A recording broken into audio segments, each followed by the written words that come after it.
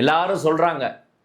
ஆனால் இதுவரை அந்த ஆடுகோழி வெட்டும் வழக்கு, சிக்கந்தர் தர்கா வழக்கு, தொழுகக்கூடாது போட்ட வழக்கு, முருகன் மாநாட்டு வழக்கு, இந்த கார்த்திகை தீப வழக்கு, எல்லா வழக்குக்கும் இதுவரை யாரும் நன்கொடையாக ஒரு 100 ரூபா கூட யாரும் தரவில்லை என்பது தான் வருத்தத்துக்குரிய விஷயம். அதனால் ஆதரவு என்பது இப்போ நம்ம எவ்வளோ பெரிய எதிரியை எதிர்கொள்கிறோம்.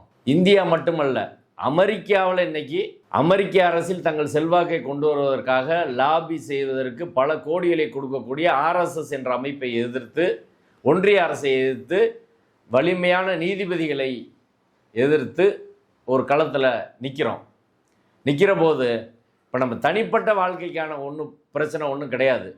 வழக்கறிஞராக சம்பாதிக்கிறேன், அதெல்லாம் பிரச்சனை கிடையாது.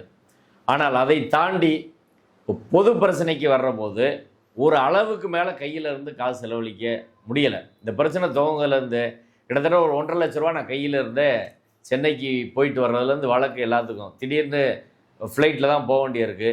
முக்கியமான இப்போ ஓய்வு பெற்ற நீதிபதியெல்லாம் கூப்பிடுற போது நம்ம சொன்னால் உடனே கிளம்பி போகணும். வேறு எங்கேயும் அங்கே மறுப்பு சொல்ல முடியாது. ஒரு டிஸ்கஷன் கூப்பிடுவாங்க. அப்படி தான் இருக்குது. பல கூட்டங்கள் அது போல் நடத்தியிருக்கிறாங்க.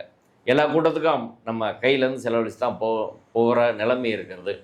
எனவே நண்பர்கள், வாய்ப்புள்ளவர்கள் இந்த வழக்கு நிதியாக நான் சொல்லும் வங்கி முகவரி ஜிபே எண்ணிற்கு வழக்கு நிதி அளித்து உதவினால் இதில் கொஞ்சம் பயணிப்பதற்கு, தொடர்ந்து போராடுவதற்கு ஒரு சிறிய உதவியாக இருக்கும். அந்த செய்தி, முகவரி, வங்கி கணக்கு எண், ஜிபே நம்பர் எல்லாம் டிஸ்பிளேலே வரும்.